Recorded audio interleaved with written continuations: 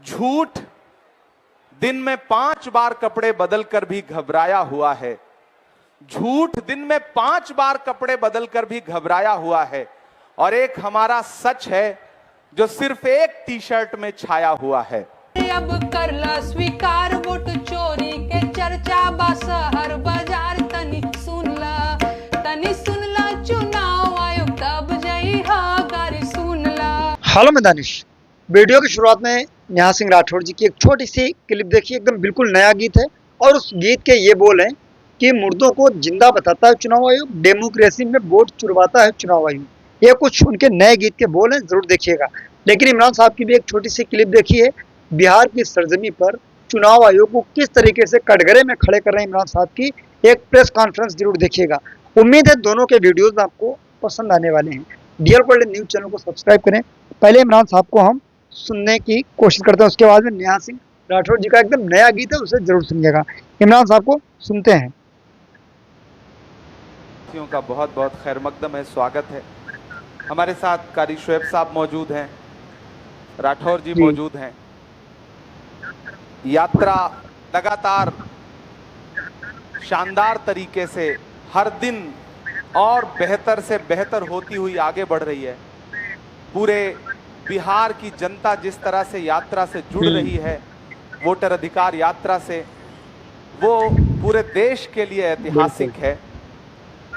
हमारे नेता राहुल गांधी जी, तेजस्वी यादव जी और बाकी गठबंधन के सभी सहयोगी लीडर्स उस यात्रा में पुरजोर तरीके से भाग ले रहे हैं।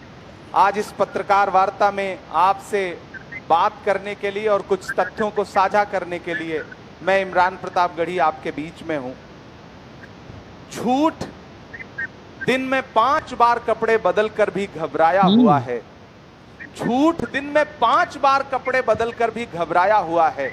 और एक हमारा सच है जो सिर्फ एक टी शर्ट में छाया हुआ है।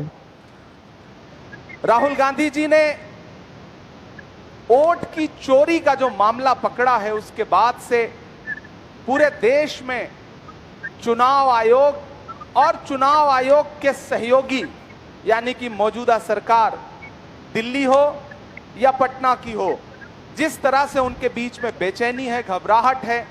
आरोप चुनाव आयोग पर लग रहे हैं, जवाब कोई और दे रहा है। और उसके खिलाफ राहुल जी ने जनता की अदालत में और खास तौर से राजनीति की जो धरती है बिहार, उस वहां की जनता की अदालत में आने का जो फैसला किया, उसने पूरे देश में क्रांति ला दी है। पहले दिन से जब से यात्रा प्रारंभ हुई है, आप देख रहे हैं, पत्रकार साथी देख रहे हैं कि यात्रा दिन ब दिन जनता को कनेक्ट करती जा रही है। और अब तो 4-4, 5-5 साल के छोटे छोटे बच्चे भी स्वतः यात्रा में आ रहे हैं और राहुल गांधी जी के नारे के साथ अपना नारा जोड़ रहे हैं। ये यात्रा अब एक क्रांति की तरह परिवर्तित हो चुकी है। प्रधानमंत्री जी भी अभी आके गए। बिहार एक ऐसा राज्य है जिसकी बैसाखी पर दिल्ली की सरकार टिकी हुई है, लेकिन उसके बावजूद केंद्र सरकार के अपने आंकड़े जो हैं, नीति आयोग के जो आंकड़े हैं, वो बताते हैं कि बिहार इस देश का सबसे पिछड़ा गरीब राज्य है। ये उनके आंकड़े हैं, ये हमारे आंकड़े नहीं है। ये कंप्यूटर में आप देख सकते हैं। नीति आयोग कह रहा है कि बिहार सबसे पिछड़ा राज्य है। और उसमें चौंकाने वाली बात यह है, चूंकि मैं सीमांचल में बैठा हूं, इसलिए मैं इन तथ्यों को आपके सामने रखना चाहता हूं कि नीति आयोग जहां यह कह रहा है कि बिहार देश का सबसे पिछड़ा राज्य है, वहीं नीति आयोग ये कह रहा है कि पूरे बिहार में सीमांचल सबसे पिछड़ा जोन है। सीमांचल के जो जिले हैं, चाहे वो अररिया हो, चाहे पूर्णिया हो, चाहे कटिहार हो, चाहे किशनगंज हो, ये सबसे पिछड़े जिले हैं। साथ साथ कोसी, सुपौल और उसके आसपास के जो जनपद हैं, वो सबसे पिछड़े जिलों में आते हैं।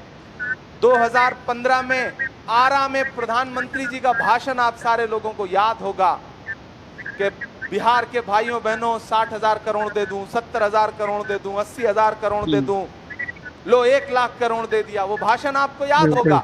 मैंने देश की पार्लियामेंट में भी उस भाषण का उल्लेख किया था।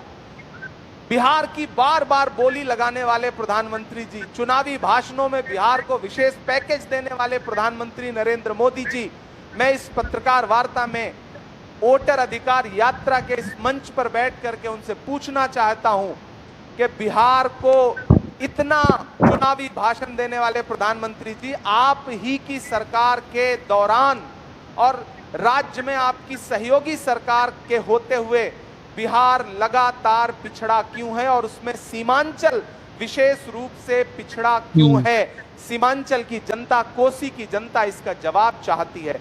आपने चुनावी भाषण दिए लेकिन बजट नहीं दिया, आपने नारे दिए लेकिन जमीन पर डेवलपमेंट नहीं दिया। इसलिए सीमांचल की जनता, कोसी की जनता, बिहार की जनता आपसे सवाल पूछ रही है कि आखिर बिहार को लॉलीपॉप कब तक दिया जाएगा? और आपने जो वोट की चोरी की है, उस वोट चोरी को राहुल गांधी जी ने, तेजस्वी यादव जी ने और गठबंधन के बाकी सहयोगी दलों ने, उनके नेताओं ने पकड़ लिया है और अब आप परेशान हो गए हैं।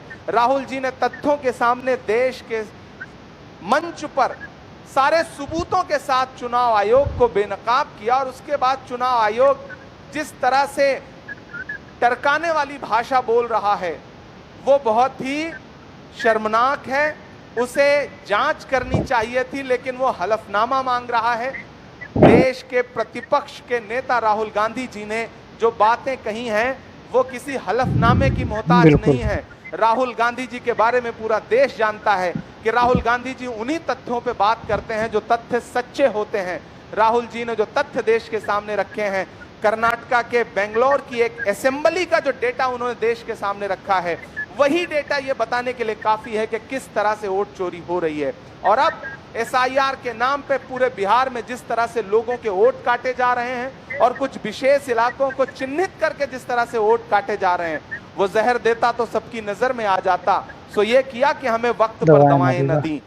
बिहार की सरकार हो, केंद्र की सरकार हो, उन्हें पता है जनता में उनके खिलाफ एक भयंकर गुस्सा है। मैं सीमांचल में बैठा हूं, इसी सीमांचल में किशनगंज में अलीगढ़ मुस्लिम विश्वविद्यालय का एक सेंटर जो है वो यूपीए के दौरान 2013 में सोनिया गांधी जी के इशारे पर, उनके अनुमोदन से, उनकी ख्वाहिश पर यहां को एक सेंटर मिला था। वह सेंटर पिछले 12 साल से विकास की बाट जो रहा है। 136 करोड़ रुपए सैंक्शन हुए थे, आज तक सिर्फ एनडीए की सरकार ने 10 करोड़ रुपए दिया है, बाकी पैसा नहीं दिया है। मैं लगातार उस आवाज को देश की संसद में उठाता रहता हूं।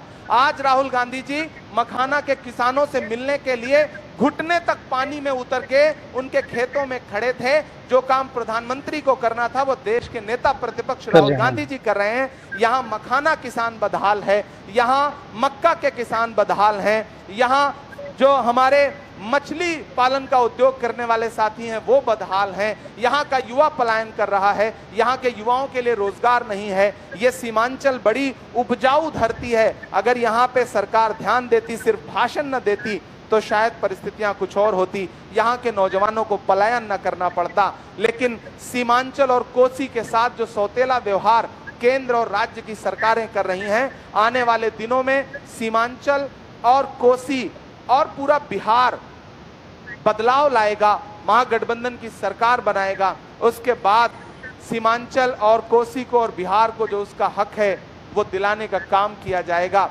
आप मीडिया के साथी यहाँ मौजूद हैं, मैं आपके सामने ये तथ्य भी रख रहा हूं कि किसानों की तरफ से लगातार ये बात हम लोगों के सामने आ रही है, राहुल जी तक आ रही है कि यहाँ यूरिया नहीं मिल रही है, खाद नहीं मिल रही है, स्वच्छ पानी नहीं मिल रहा है।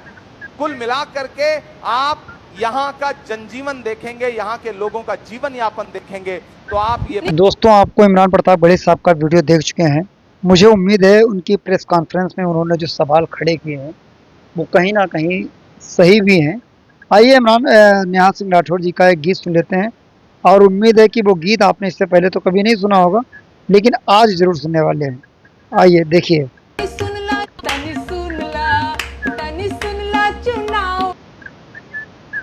तब जई हा तनी सुनला, छपल बा अखबार अब करला स्वीकार, वोट चोरी के चर्चा बा शहर बाजार, तनी सुनला चुनाव आयोग तब जई हा गारी सुनला। एक साहेब जुमलेबाज दूसर तू धोखेबाज, दोनों मिलकर बिहार में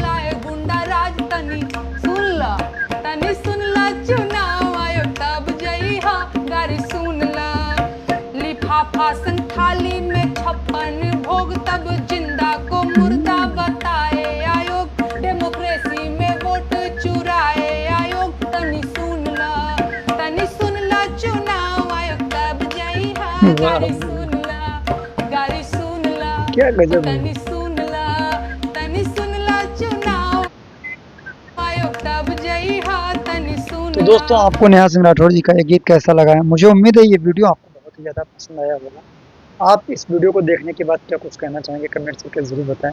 मिलते हैं किसी और वीडियो के साथ। दुआ में रहना। जय हिंद। अल्लाह हाफ़िज़।